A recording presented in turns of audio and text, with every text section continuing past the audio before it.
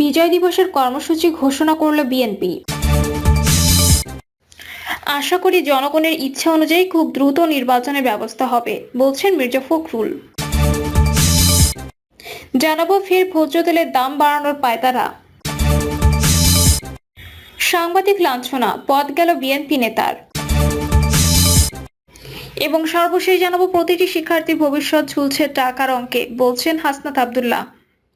শুনছিলেন সংবাদ শিরোনাম, এবারে বিস্তারিত। বিজয় দিবসের কর্মসূচি ঘোষণা করল বিএনপি।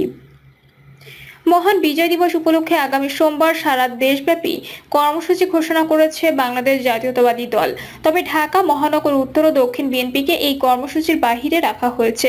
বিজ্ঞপ্তিতে বলা হয়, বিজয় দিবস উপলক্ষে ঢাকা মহানগর ব্যতিরেকে দেশব্যাপী সব জেলা ও মহানগরে আলোচনা সভা ও র্যালি সফল করতে বিএনপি এবং এর অঙ্গ ও সহযোগী সংগঠনের সব পর্যায়ের নেতাকর্মীকে অনুরোধ করা হলো। এছাড়া দলটি বিজয় দিবস উপলক্ষে 15 ডিসেম্বর বেলা 2টায় ইঞ্জিনিয়ার্স ইনস্টিটিউশনে আলোচনা সভা, 16 ডিসেম্বর ভোরে দলীয় সব কার্যালয়ে জাতীয় ও দলীয় পতাকা উত্তোলন, সকাল 7:30টায় সাভারে জাতীয় স্মৃতিসৌধে শ্রদ্ধার্ঘ্য অর্পণ এবং সেখান থেকে রাজধানীর শেরেবাংলা নগরে বিএনপির প্রতিষ্ঠাতা ও সাবেক রাষ্ট্রপতি জিয়াউর রহমানের কবরে পুষ্পমাল্য অর্পণ। বেলা 2টায় মানিক মিয়া অ্যাভিনিউয়ে সবার আগে বাংলাদেশ এর উদ্যোগে সর্বজনীন কনসার্ট আয়োজন করা হবে। আশা করি জনগণের ইচ্ছা অনুযায়ী খুব দ্রুত নির্বাচনের ব্যবস্থা হবে, বলছেন মির্জা ফখরুল। জনগণের ইচ্ছা অনুযায়ী খুব দ্রুত নির্বাচন হবে বলে আশাবাদ ব্যক্ত করেছেন বিএনপি মহাসচিব মির্জা ফখরুল ইসলাম আলমগীর। সকালে মিরপুরের শহীদ বুদ্ধিজীবী স্মৃতি সৌধে 1971 সালে শহীদ হওয়া বুদ্ধিজীবীদের প্রতি শ্রদ্ধা নিবেদন করতে যান মির্জা ফখরুল। শ্রদ্ধা নিবেদন শেষে তিনি সাংবাদিকদের সঙ্গে এই কথা বলেন। ফখরুল ইসলাম আলমগীর বলেন, আমরা সবসময় আশাবাদী, ইতোমধ্যে অন্তর্বর্তী সরকার প্রতিষ্ঠিত হয়েছে, আমরা সহযোগিতা করছি। আশা করি জনগণের ইচ্ছা অনুযায়ী খুব দ্রুত একটি নির্বাচনের ব্যবস্থা হবে। একটি অবাধ, সুষ্ঠু, নিরপেক্ষ নির্বাচনের মধ্য দিয়ে জনগণ তাদের প্রতিনিধি নির্বাচনের সুযোগ পাবে। বিএনপির মহাসচিব বলেন, 5ই আগস্ট ফ্যাসিস্ট শক্তিকে পরাজিত করে নতুন সুযোগ সৃষ্টি করেছে। এই সুযোগের সদ্ব্যবহার করে আমরা বাংলাদেশকে সত্যিকার অর্থেই একটি গণতান্ত্রিক, আধুনিক ও বৈষম্যহীন রাষ্ট্র হিসেবে প্রতিষ্ঠা করতে চাই। ফের ভোজ্য তেলের দাম বাড়ানোর পায়তারা। লিটারে 8 টাকা বাড়ানোর পরও বাজারে সয়াবিন তেলের কৃত্রিম সংকট এখনো রয়ে গেছে। 2, 3 ও 5 লিটারের তেল কিছুটা সরবরাহ করলেও 1 লিটারের তেল এখনো পাওয়া যাচ্ছে না। পাশাপাশি সরকার নির্ধারিত মূল্যে মিলছে না তেল, এতে ক্রেতার পণ্যটি কিনতে এখনো ভোগান্তিতে পড়তে হচ্ছে। বাজার সংশ্লিষ্টরা বলছেন, সরকারিভাবে ভোজ্য তেলের দাম আরো বাড়ানোর পায়তারা করছে কোম্পানিগুলো, যে কারণে এখনো বাজারে সরবরাহ করছে না। এদিকে সরকারের পক্ষ থেকে লিটারে 8 টাকা বাড়িয়ে প্রতি লিটার বোতলজাত সয়াবিন তেলের দাম 175 ও খোলা সয়াবিনের দাম 157 টাকা নির্ধারণ করা হয়েছে। তবে রাজধানীর খুচরা বাজারে এই দামে তেল নেই। খোলা সয়াবিন তেলের লিটার বিক্রি হচ্ছে 185 টাকা। 2-1 দোকানে আগের কেনা 1 লিটারের বোতল তেল মিললেও বিক্রি হচ্ছে 180 টাকায়।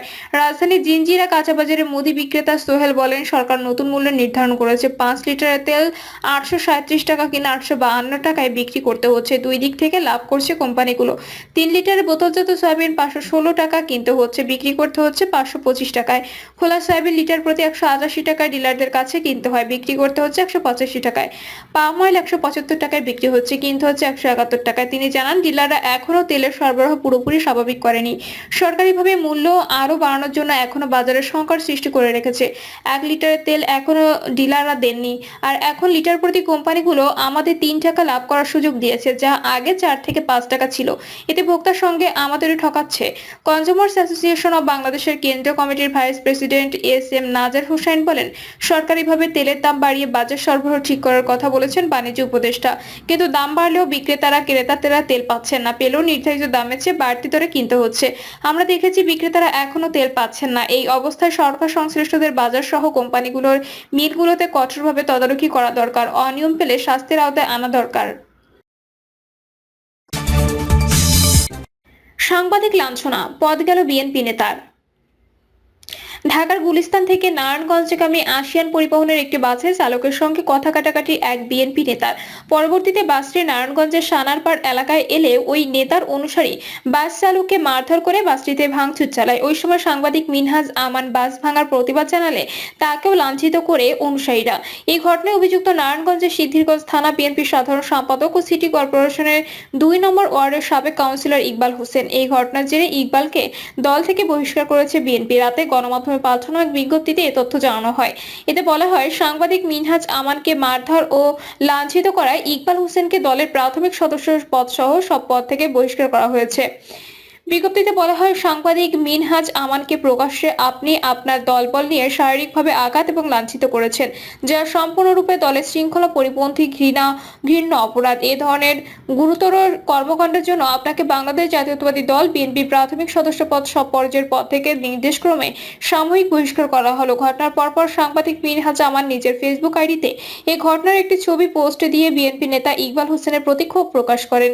তার অভিযোগ, চালককে মারধর ও বাস ভাঙচুরের প্রতিবাদ করায় বিএনপি নেতা ইকবাল হোসেনের লোকজন তাকে লাঞ্ছিত এবং হেনস্থা করেছে।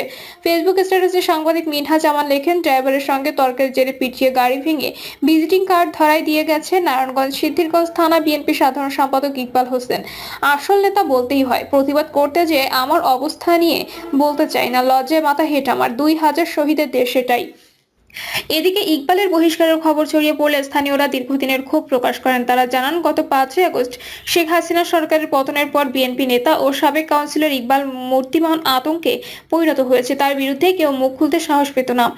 ইকবাল তার ভগ্নিপতি ও স্বজনদের অত্যাচারে অতিষ্ঠ হয়ে ওঠে এলাকাবাসী। তারা আরও অভিযোগ করেন, নারায়ণগঞ্জ সিটি কর্পোরেশনের 2 নম্বর ওয়ার্ডের কাউন্সিলর নির্বাচিত হওয়ার পর থেকে ইকবাল হোসেন ও তার স্বজনরা ওই ওয়ার্ডে বিভিন্ন সেক্টরে চাঁদাবাজি, সন্ত্রাসী, ভূমি দস্যুতা, দখল বাণিজ্য সহ একছত্র আধিপত্য বিস্তার করে। এসব অপরাধ কর্মকাণ্ড পরিচালনা করতে ইকবাল হোসেন এলাকায় বেশ কয়েকটি কিশোর গ্যাং থেকে শুরু সন্ত্রাসী বাহিনী গড়ে তোলে। এসব নিয়ে এলাকায় একাধিক হামলার ঘটনা ঘটলেও ইকবাল ও তার লোকদের বিরুদ্ধে আইনের আশ্রয় নিতে কেউ কোনো সাহস পায়নি। স্থানীয়দের অভিযোগ, আওয়ামী লীগের শাসনামলেও ইকবাল সিদ্ধিরগঞ্জ থানা আওয়ামী লীগের সাধারণ সম্পাদক হাজী ইয়াসিন মিয়ার ছত্রছায়ায় এসব অনৈতিক ও অবৈধ কর্মকাণ্ডে মেতেছিল। প্রতিটি শিক্ষার্থীর ভবিষ্যৎ ঝুলছে টাকার অঙ্কে, বলছেন হাসনাত আব্দুল্লাহ।